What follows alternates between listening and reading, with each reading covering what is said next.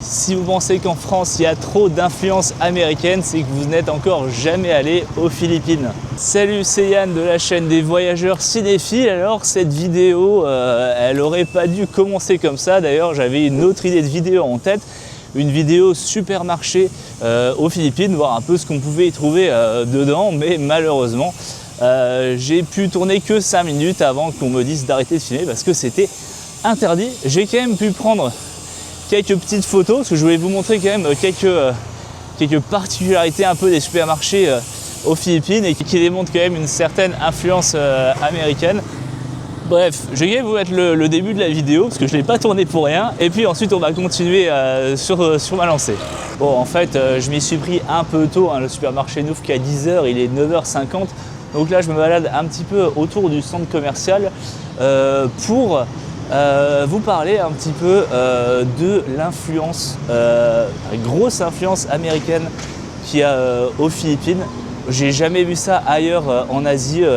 On est vraiment sur une grosse influence américaine, rien que le nom les logos, les styles de fast-food que vous allez trouver énormément de fast-food. Ici, c'est quand même hallucinant. Donc là, c'est un fast-food spécialisé dans les pizzas. Et juste derrière, il y a La Fierté Nationale, Jollibee, qui est un fast-food philippin. Voilà, à la base, il vendait des glaces et ensuite, il a étendu son offre à vendre des burgers, mais aussi, et ça vous allez être très étonné quand vous allez arriver aux Philippines pour la première fois, ils vendent beaucoup de spaghettis. Les spaghettis, c'est le plat national. En fait, ils en mangeaient beaucoup pendant la guerre et ils avaient leur méthode à eux pour faire leur sauce tomate parce qu'il n'y avait pas de tomates. Du coup, ils ont fait une sorte de ketchup à base de banane. C'est un ketchup qui est extrêmement sucré, qui est pas mal, franchement. Moi, je trouve ça assez bon parce qu'en fait, les Philippins adorent mélanger le sucré et le salé. Et du coup, voilà, vous retrouvez avec des spaghettis avec une sorte de sauce tomate ketchup sucré. Et d'ailleurs, je pense qu'on va s'en prendre pour la checker, leur fameux ketchup banane. C'est vraiment un truc qu'on trouve ailleurs, nulle part ailleurs. Et voilà, et du coup, ils font ça. C'est très bizarre. Jollibee, on a testé une fois, mais plus jamais. En fait, ils font des mélanges. Ils mangent des spaghettis et puis après ils vont prendre des frites et puis un burger à côté. Et surtout, quelque chose qu'on a pareil vu qu'aux États-Unis pour l'instant, c'est leur fameux soda à la glace où ils mettent une glace par-dessus le soda. Ça, on peut pas. Non, clairement, c'est pas possible. Mais voilà, ouais, c'est vraiment très étonnant l'influence qu'ils ont eue.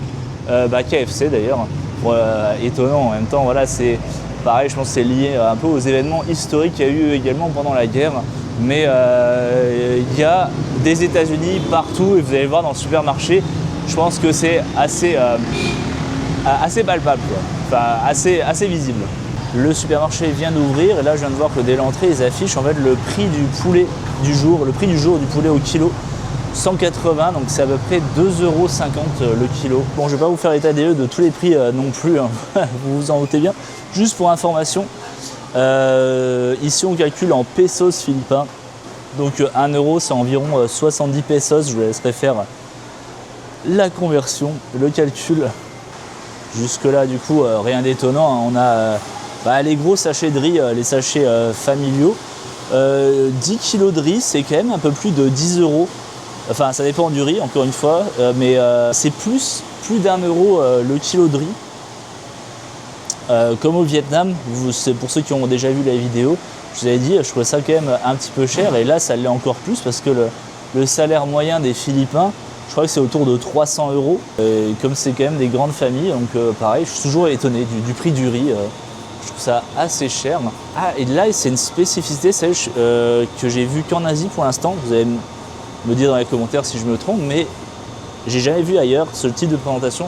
Certains fruits, je ne sais pas pourquoi, ceux en tout cas vendus à l'unité, ils sont présentés dans des filets en polyester. J'ai déjà vu ça en Malaisie par exemple. Et voilà, donc c'est certains types non, c'est de la poire, c'est des pommes poires en fait. Ils appellent ça poire century, poire centenaire, je crois. Bref, 70, on va dire 90 centimes l'unité, hein, c'est pas le kilo.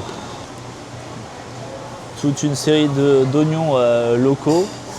D'ici, du coup, je suis à Palawan, hein, c'est une île des Philippines.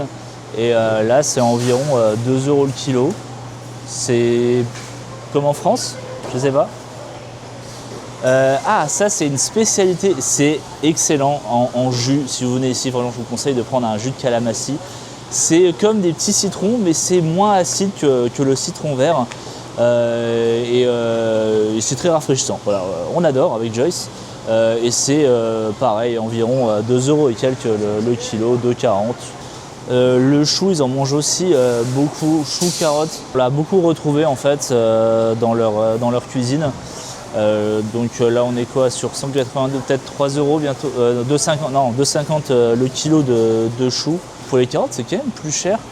Et c'est assez étrange, ils sont présentés par 2, mais ils le vendent quand même au kilo. Mais ils sont emballés par 2. Je sais pas pourquoi. Même à l'unité. Voilà, c'est ce genre d'abus qu'on retrouve dans beaucoup de supermarchés en Asie. C'est voilà, un sur-emballage plastique inutile. Mais ouais, là c'est quand même beaucoup plus cher. On est sur presque 3 €, 3,50 € presque quand même le kilo. Bon, après elles sont quand même énormes. Hein. Elles sont quand même gigantesques. C'est quoi, taille de la main comme ça. Voilà, du coup continuons avec le sujet de la vidéo, l'influence américaine en fait aux Philippines. Alors attention, c'est vraiment ce que je vais vous dire là, c'est vraiment une analyse personnelle, une observation personnelle qu'on a faite sur à peu près un mois. Donc je ne détiens pas non plus tout le savoir, mais voilà, si vous vivez aux Philippines ou si vous avez déjà été aux Philippines, eh bien apportez vos compléments d'information dans les commentaires, ça serait super intéressant. Mais avant toute chose, voilà, ça y est, je l'ai trouvé du coup, le fameux ketchup banane dont je vous parlais. Je le goûterai, voilà. En plus, c'est bien parce qu'il y a des sources de vitamines, il précise, hein, vitamines B1, B2 et B6. Donc très très important pour la nutrition. Voilà, on va faire peut-être une petite vidéo pour le tester, ça serait intéressant. Pour continuer un peu aussi sur le supermarché, je vous mets ici quelques photos que j'ai réussi du coup à prendre et on voit clairement, ouais, c'est des choses vraiment que je n'ai jamais vu encore dans aucun autre supermarché en Asie. C'est par exemple tout le rayon de la viande en boîte. Vous allez avoir du corned beef en boîte et surtout du spam. C'est bizarre en fait, c'est une sorte de viande reconstituée. Enfin, voilà, c'est pas très nutritif, pas super bon en fait. Mais en fait, c'est ce qu'ils mangent beaucoup au petit déjeuner. En fait, vous allez avoir aux Philippines des petits déjeuners à base de corned beef justement, de spam, de jambon. Petit déjeuner très britannique, très américain aussi, avec des omelettes, du ketchup. Et donc voilà, adapté bien sûr à leur culture. Avec ça, vous aurez toujours un bol de riz.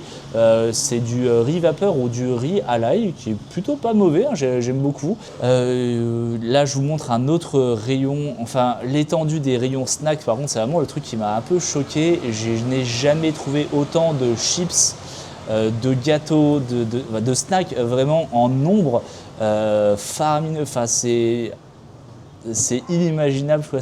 Puis tout est séparé en fait, à chaque fois c'est des petits paquets. Là vous avez genre 4 rayons d'un coup juste dédiés à ça. Et le pire c'est que les prix sont effarants, sont beaucoup trop abordables. C'est limite 4 fois moins cher que de la nourriture normale. On va se retrouver avec des paquets à 10 centimes par exemple, des chips à 10 centimes le paquet. J'ai jamais vu ça ailleurs, même dans d'autres pays d'Asie du Sud-Est où voilà, le salaire local n'est pas ouf. C'était pas non plus ce prix-là, quoi. Et c'est pareil du coup avec les sodas, hein, c'est hyper abordable. Et ils ont aussi une manie, je sais pas ce qu'ils ont avec ça, mais de boire des boissons en poudre. Là, je vous mets un rayon complet, c'est que des thés en poudre. La marque Teng, je la connaissais, elle existe aussi en Tchéquie. Voilà, c'est des jus en poudre vendus par sachet individuel, des gros sachets voilà, vendus par 10 ou par 20. Voilà, j'ai jamais vu ça ailleurs. Et évidemment, les fameux spaghettis qu'on retrouve également. en sachet. Ça a l'air vraiment assez bizarre. Il faut même des packaging familiaux. C'est directement voilà, plusieurs 2, 3, des paquets de 2, 3 gros sachets avec voilà, spaghetti et la sauce déjà prête. C'est vrai qu'il y a beaucoup de nourriture industrielle, beaucoup de choses déjà toutes faites. Ce que de toute façon vous n'avez pas retrouvé normalement dans des... Enfin il y a quand même beaucoup de stands de street food où ils prennent vraiment le temps de faire la cuisine et ils font de la bonne cuisine aux Philippines. Contrairement à ce qu'on peut penser, c'est vrai qu'on va trouver beaucoup de choix occidentaux. Donc ça, c'est aussi sûrement lié à cette fameuse influence américaine, mais aussi pour un peu contenter les touristes. On l'a surtout vu à El Nido, où c'est catastrophique en fait de trouver un bon resto. À El Nido, un resto local, il faut vraiment fouiller. On va surtout vous mettre en avant la Western Comfort Food, la nourriture réconfortante. Voilà, j'ai jamais vu ça. Hein. Donc, vous allez voir, pour eux, la nourriture réconfortante, je vous en ai déjà parlé, donc c'est les spaghettis, les fameuses pâtes. Mais vous allez aussi trouver beaucoup d'offres d'hamburgers, de pizzas.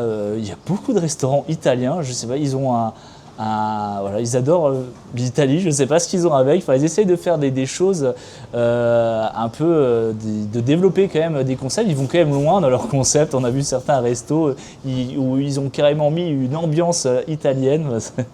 C'est assez marrant, on s'y croirait presque. Mais voilà, donc, sinon, à côté de ça, il faut vraiment fouiller, aller dans les petites ruelles, s'enfoncer un peu en dehors du centre pour trouver les fameux cantines, cantines, ça s'appelle ça comme ça. Bref, les petits restaurants locaux de chez eux où les locaux viennent manger parce qu'ils ne vont pas manger dans les restaurants. Pas tous, certains ils vont manger de temps en temps, mais c'est super cher. On est sur du 5-6 € le plat, c'est pas très abordable pour leur économie chez eux.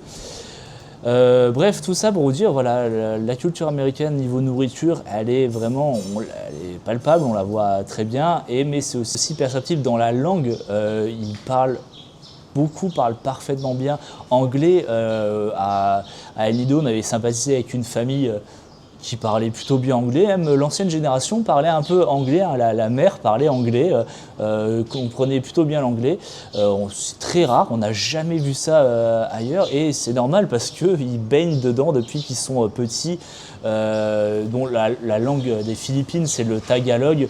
La langue commune, hein, parce qu'il y a quand même 190 langues sur toute l'archipel, c'est assez complexe. D'ailleurs, ce serait intéressant de creuser un peu la question de la langue aux Philippines. Et ils vont aussi parler ce qu'ils appellent le taglish, donc c'est un mélange entre tagalog et l'anglais. Donc il y aura des mots anglais qui vont être glissés dans la langue philippinaise. Par exemple au cinéma, on était voir un film, c'est la première fois qu'on voyait un film en anglais où il n'y avait absolument pas de sous-titres en tagalog pour le coup. Et même quand c'est des films par exemple coréens, chinois, japonais, le sous-titre il sera toujours en anglais. Voilà, c'est de l'anglais. Mais voilà, en même temps, c'est un petit peu, comme je vous disais, cette culture-là, elle est quand même liée à l'histoire en fait du pays. Hein. Les Philippines étaient d'abord espagnoles et ensuite c'est devenu américain parce que les États-Unis ont pris en fait le pays à l'Espagne et ont imposé leur système éducatif. Petit à petit, voilà, jusqu'en 1945 et après la guerre, il y a eu la culture américaine qui s'est glissée dans le pays. C'est qu'on peut retrouver de grandes affiches, voilà, avec la personne qui est diplômée, voilà, l'étudiant qui a un diplôme. Les familles affichent fièrement en fait leurs enfants qui sont diplômés. On avait déjà vu ça aux États-Unis. J'ai vu qu'on pouvait aussi acheter des armes. C'était tout à fait légal. Alors il faut une licence évidemment, mais voilà, il y a des magasins d'armement là ici, par exemple à Puerto Princesa, avec un Uzi. On peut acheter un Uzi. C'est assez choquant quand même. C'est assez étrange. C'est même pas une arme de défense, c'est presque une arme de guerre, je dirais. Mais bon. Voilà, à l'entrée des banques, il y a des pancartes marquées, voilà, merci de déposer vos armes à l'entrée. C'est quand même cocasse. Pareil pour les magasins. Enfin, voilà, c'était une petite vidéo, voilà, pour vous partager un peu nos observations pendant ce mois aux Philippines. Voilà ce qui nous a un peu marqué, un peu interpellé. on va dire. Si vous avez des compléments d'information à nous apporter, évidemment, n'hésitez pas du coup à me le dire dans les commentaires. Et puis surtout, si vous avez aimé cette petite vidéo, n'hésitez pas à la liker, surtout à mettre un peu en avant cette chaîne. On va vous proposer bientôt des formats plus documentaires. Là, je voulais faire un petit format sur le vif comme ça, mais on va faire des formats beaucoup plus documentés. Donc, si vous voulez suivre ça, n'hésitez pas à vous abonner. Voilà, bon, on se retrouve bientôt dans une prochaine vidéo. On va faire une vidéo beaucoup plus longue sur Palawan, expliquer un petit peu, vous donner un petit peu des conseils, nos informations sur tous les aspects voilà, du voyage à Palawan. Ça c'est pour bientôt et en attendant, je vous dis à bientôt pour de nouvelles découvertes.